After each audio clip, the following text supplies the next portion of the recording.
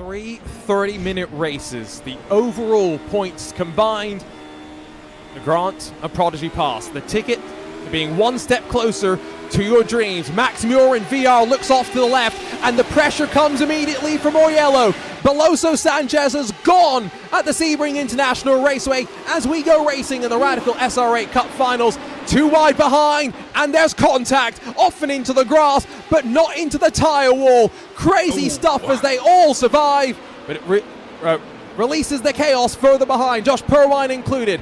Camel Franchak's been involved through turn 3. We've got cars on top of each other. Chaos as expected. These Radicals are ramp-shaped. You can scoop a car up very easily, and there were multiple incidents there. Leo Ovcharov's at the back of the field. Matthias Kunzer already in trouble on lap 1. Dakota Fripp as well. Daniel Harris and Mati Orjuela, who started, or looked like he was going to be in the top 3 going into turn 1, instantly all the way at the back of the field. Not the way he wanted his day to start. Luca Becker plus 9 so far. He is not the biggest mover. There are drivers plus 12, but they're going to be 3 wide into Sunset Bend. It's a corner with a million different lines, but not going to accommodate 3 of them simultaneously. Good defense there from the Orange Machine to just about hold on at the front. So Repo lost controls, but still now with the speed building back to turn 1. Bryce Wire is going to back off and now try and cut back underneath in towards turn 3. Over the bumps for the 17, who kicks up some gravel and now watches that undercut. Wire gets the spot. What a move. Track temperature at 54 degrees Celsius. That is sweltering. It's building on track as Tamas Shimon. He goes for 1. Does he grab 2? He's alongside of Abel Torres. He's leaning on each other. That's some NASCAR-style side drafting as they come off the corner. And now in the draft for Augustin Torlashi. He'll grab the position back and maybe grab 1 more for benefit as well. No, backs out of it. And Tamas Shimon holds on to 7th. Wheel-to-wheel action between Josh Purwine and Sergio Ferrero. This for 22nd spot. Josh Purwine didn't necessarily know he was going to be here today. He was one of the reserve drivers, but did end up making the field with a couple of drivers ahead of him dropping out, and he's going to try and send it around the, he's on the inside in the orange car, rather. Sergio Ferrero in the 24, and the gray car clears Josh Purwine. Every little matters. Camel Franchak and Max Repo Lust, as we mentioned, both with penalties to be served, but neither wanting to back down. Franchak on the inside in that 15. And the Polish fighter pilot holds on. That was a bit aggressive with the weave off the corner. And now just a straight line speed. They gotta be careful not to fight too hard here. Sergio Gurdiel Ferrero is only 17 seconds behind these guys. If they keep fighting like this and slowing each other down, Camel Franchak's 10-second penalty might drop him another spot.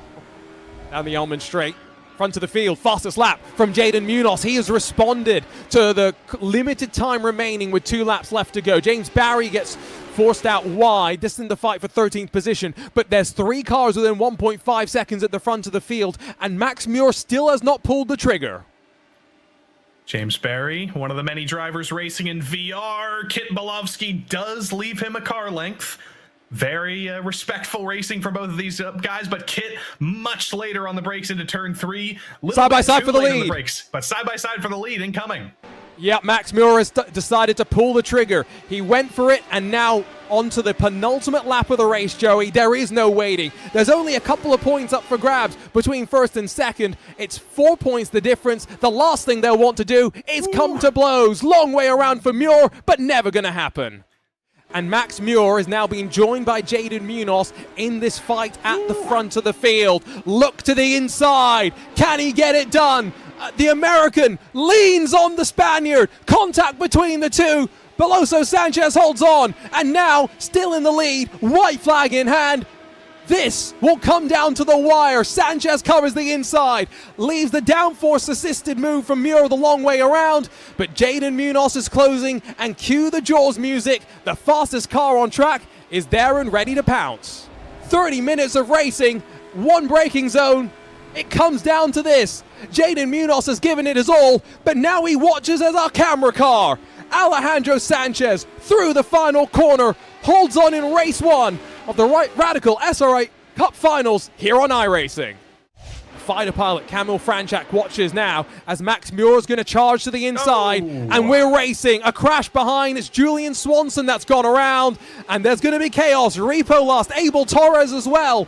3 wide, funneling in for second spot though, and that's caused chaos as well. Oh my goodness. Max Muir has held on to it. He's still third position, but David Toth has got up to second. Jaden Munoz is up to fifth. A rip-roaring start for the Texan as he battles alongside of David Sobrero up to the right-hand hairpin. Already trouble in turn 1 again. Looking to get things stratified out here. Up the Atwood curve, up the hill for the first time. That's side by side with the gray car. That's Mati Orjuela. And the bright blue car is Dakota Fripp. Best overtaking spot on the track here. We're getting a view of it already. Side by side, banked on the outside. You can make a run work if you're fast enough, but the inside wins out. And David Toth up in the first battle there takes second place. Pretty decent start. He's +3. Tamas Shimon is -3. Around the outside, almost contact between the two as they almost touch door mirrors there. Off the corner, the Frenchman loses out. Some damage to the back of the 9, so the Hungarian maybe struggling for the balance as they work through some of the more medium speed corners. 2 by 2 they tiptoe. Crazy start. Look how much gravel is being carried back onto the track. Tamas Shimon rides as our camera car as Leo Ovcharov gets to the inside and then bodies Dakota Fripp out of the way. That was a little bit rude. It was rude, but I like to see it. About halfway through, we'll cross the halfway mark of the race with lap 11 complete. That's crazy. That's a little bit too crazy as Carter Lundy and Dakota Fripp bang quarter panels in towards the braking zone of turn 1, and Tamas Shimon all over the gearbox now. This is a little bit uncomfortable for me, and I'm wondering what Tobias Krunken and Ethan Bernard are thinking as they sit behind with Daniel Harris and Augustin Torlashi closing up too. I thought Carter was about to take out the blue cone on pit exit, but he is throwing everything at Dakota Fripp. Whoa! And around goes Tobias Krunken, was 5th in line. There was a checkup up the hill, and he gets turned around. That's what I was worried about. If you are one of those cars behind that wasn't part of the melee, do you just get run over as part of it? Lundy gets the elbows out. Dakota Fripp pushed out once more. Tamas Shimon's not going to be able to drive around the outside of the first of the left-handers, and in fact now vulnerable from Fripp on the fight back. This is great stuff. If anyone thought Okayama could not accommodate Radical SR8, well, they're going 3 wide. Not going to work out, but Daniel Harris picks up 1 and now grabs the second potentially around the long way. Look at that front endless car of Ethan Bernard, still trying to keep himself in this battle. James Barry and Bernard are side by side.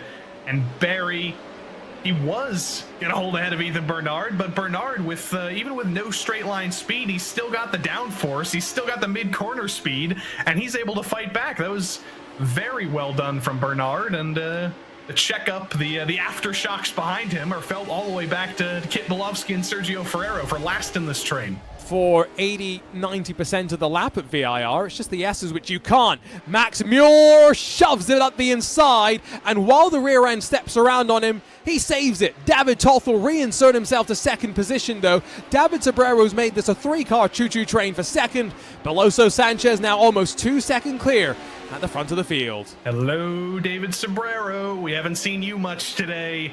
He's going to try and make the move on one of the stars. He's got the nose to the inside through the second hairpin. You need to be on the inside through there. And David Sobrero puts himself up onto the podium. And Max Muir just going in the wrong direction. Wanted to finish second, wanted to finish third. Now down to 4th. That's an even bigger gap he's going to have to make up in race 3 if he wants to beat our race leader to this overall championship today. Meanwhile, at the front of the field, 2 flag-to-flag victories for Alejandro Sanchez Beloso as he takes 1 step closer to a Prodigy Pass and to a Rosetta Stone unlimited language with lifetime access.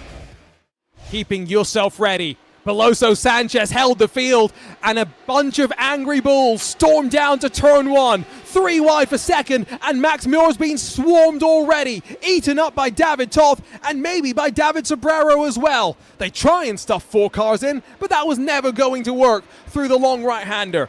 Single file, hopefully they'll start to sequence through. Beloso, Toth, Muir, then Abel Torres in front of Camel Franchak, who survived the opening couple of corners so far.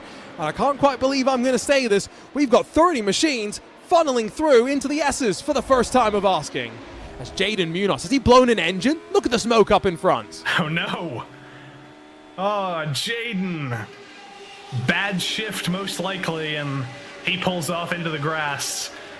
Unfortunate way for Jaden Munoz's day to end.